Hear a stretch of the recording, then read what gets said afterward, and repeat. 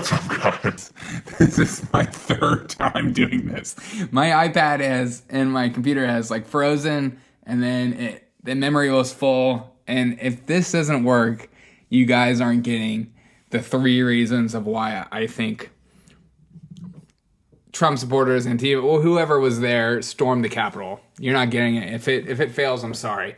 But this is the week recap show is ridiculous. Democrats, you won everything. All right, you won everything. Good luck. I hope you fail. Oh my God, you're not supposed to say that. You're supposed to like go for America. Like, I want America to do great, but I want you guys just to not pass anything. I want you to sit on your butts and then show America how stupid you are. Just kidding. I don't know. You guys are the system, though. If you're Democrat, you voted for, Democrats. You call yourself, a liberal. You are the system. You are in power. You are the powerful. You are the ones with all the money and all the power. The biggest companies all believe what you believe. You are no longer punk. You're no longer cool. You are no longer different. And I'm sorry. And that's going to hurt a bunch of you. And you're going to be like, no, wait, I still am because, Christians are these people in authority? No. You're part of the powerful. You're part of the elite.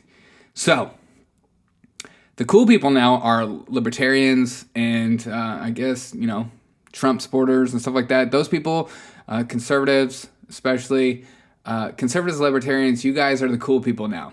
You guys are different. You guys are minorities. How does it feel? Feels pretty good.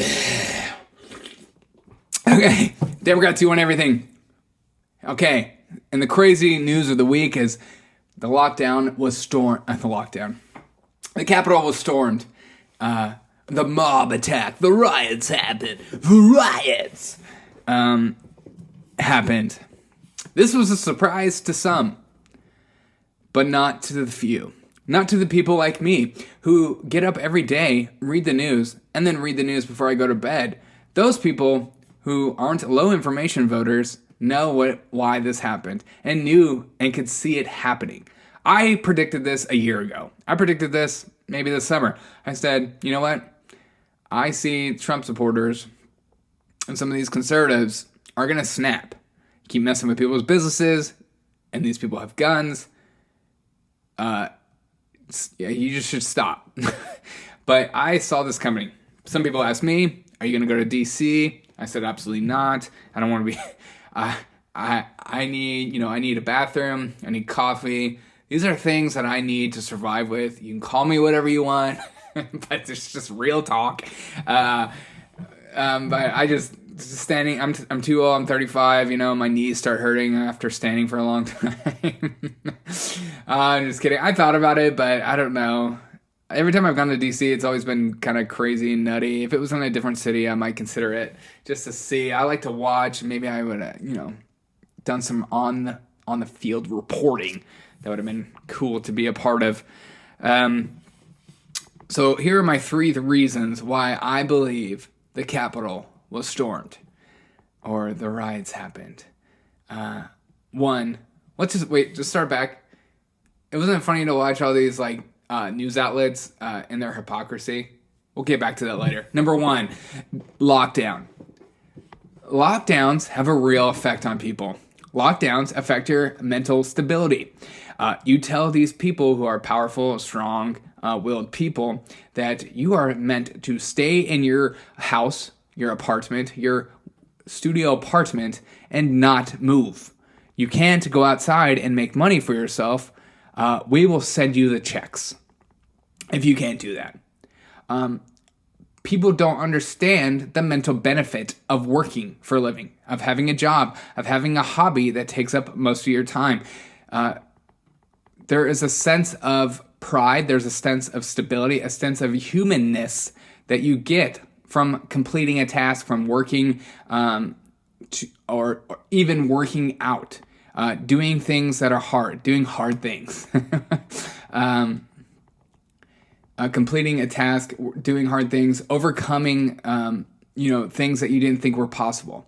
That's the whole reason I like working out. I usually do a lot of CrossFit method styles of workouts because I see them as huge mountains to climb, and there's like a huge relief that I get from completing the task, as opposed to like I used to do like bodybuilding workouts. It's so boring. I'm just like barely sweating. I'm like, what is this preparing me for? I just want to look big. Great. But sorry. Not that there's anything wrong with the bodybuilding style. I just get so bored. I'm too ADD. It's not strenuous enough for me for an extended amount of period. Anyways, lockdowns were real. You were told the gyms. I live in an apartment. So when I was told I need a lockdown, I had to stay in my stupid 1-bedroom apartment. I couldn't go to the gym anymore. So the only way I relieve stress, the only way that I'm a human being that is tolerable to be around is when I work out. My wife, she'll look at me when she knows I need to work out, and she'll go, you're acting like a real son of a beep. You need to go work out and get some of that stress out. I mean, it kind of makes me sound like such a douche, but I'm just gonna come out there. I gotta get the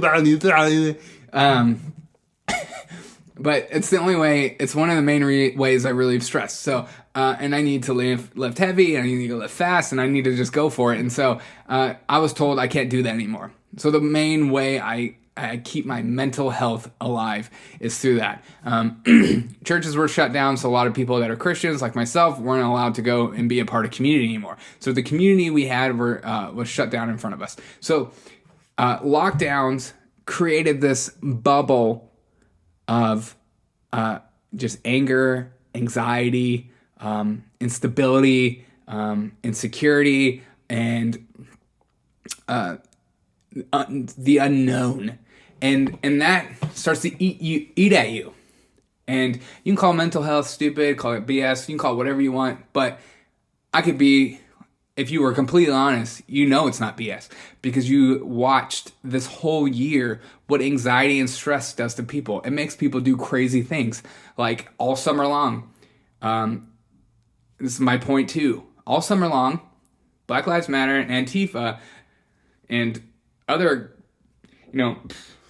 people who aligned with them destroyed major cities all across America. Burned them, burned cars, killed people, beat up people for no freaking reason, shot people on site, shot that Trump supporter on site in Seattle.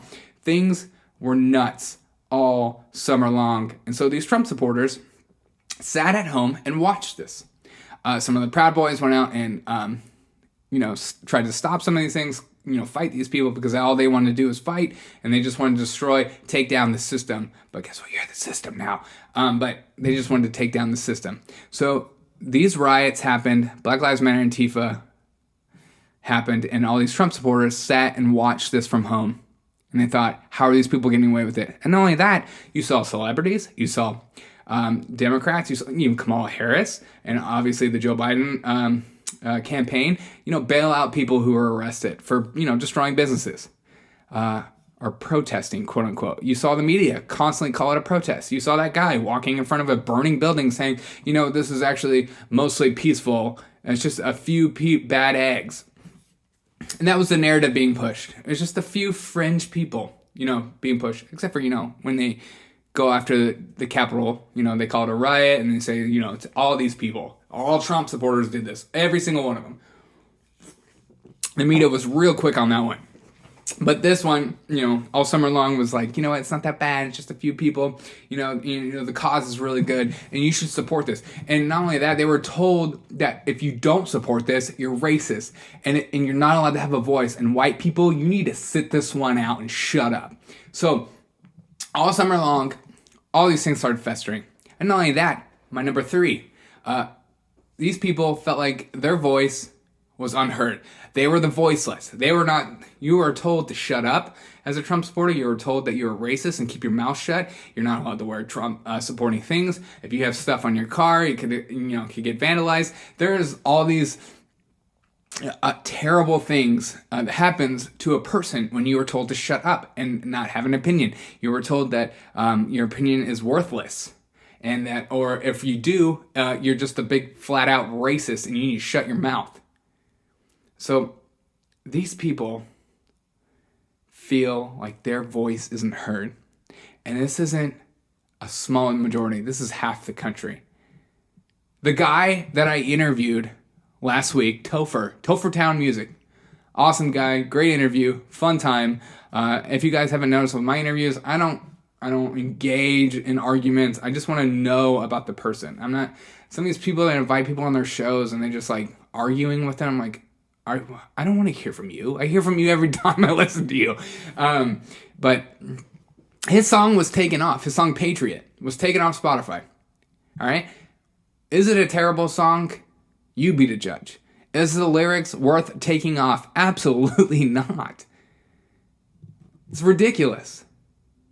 It's a song about being pro-America, waving flags, getting together, embracing each other. It's like all these positive things. But in, a song like WAP, that song is celebrated, and that's okay to listen to, even doesn't matter how old you are, unless you're like her daughter, like she's not allowed to listen to it. But that song's totally cool. But Patriot, that needs to be taken down. That's spreading a message of unity. And it's probably just a bunch of Trump supporters unifying, giving them a voice. We need to take that voice down. All throughout social media, Trump supporters and anyone that has a different opinion than the mainstream media is Shadowband, where they rank through the algorithm, your information lower than the others. That's why retweeting was a big deal, because that was the main way to get the information out, was through retweeting. So that's why they stopped retweeting before the election. They stopped allowing it because they didn't saw that as a way for Trump's information to be spread. So they banned retweeting. You can retweet now, though. Now that big Joe Biddy got in there. So the Voiceless. You tell people to shut their mouth. You let other people riot and destroy their businesses, cities around them for months on end, and you're told them to be locked down and not hang out with their family, not see their friends. If they have, family members that are in, old folks' home, they're not allowed to see them. You can imagine not seeing your mom or dad for months on end, and maybe that's the way they go. And so the last time you saw them, you weren't even ready to say goodbye.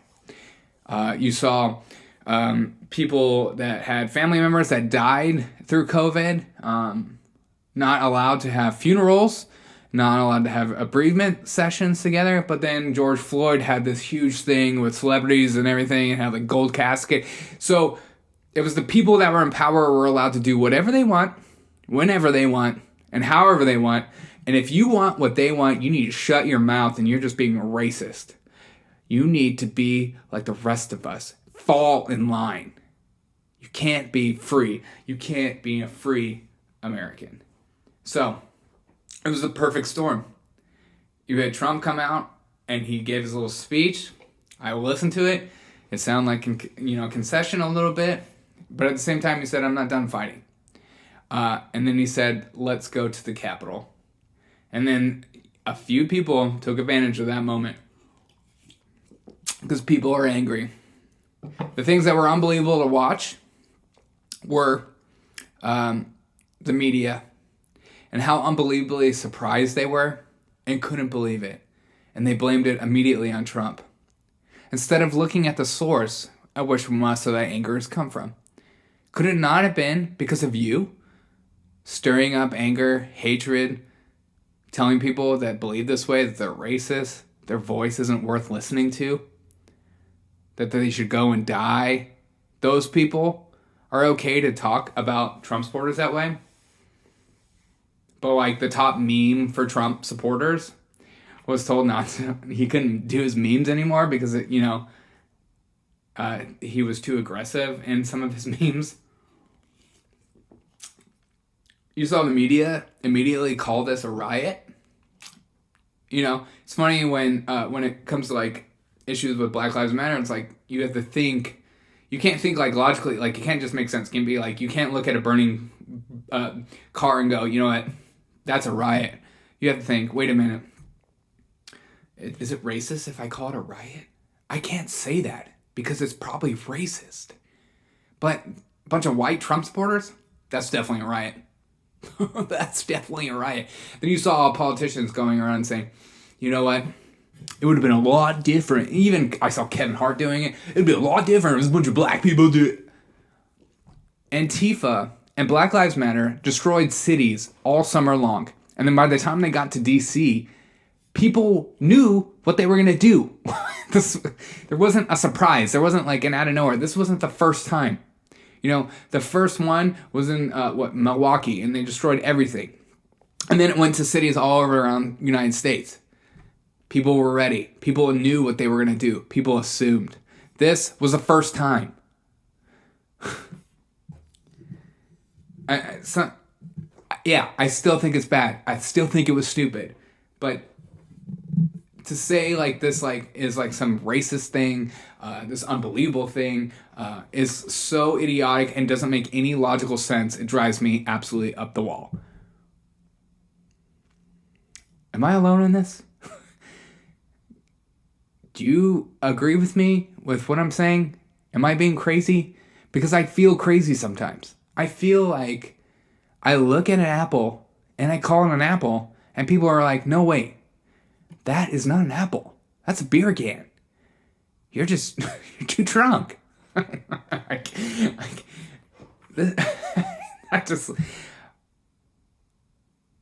All the riots were stupid over the Capitol. Absolutely dumb. All right. But to pretend like that was worse than all summer long, people's houses, like businesses, houses, human beings being killed, destroyed, that is not as big of a deal as, Nancy Pelosi's, computer being stolen and some guy taking a selfie in an office. That's way worse because it's a Capitol Square. It kind of shows you what these politicians think of you. And when it affects them, they're outraged. But when it affects you, you need to think about how racist you are. Hope you guys have a fantastic week. And as always, I'll see you next time for another edition of the 1 Minute News.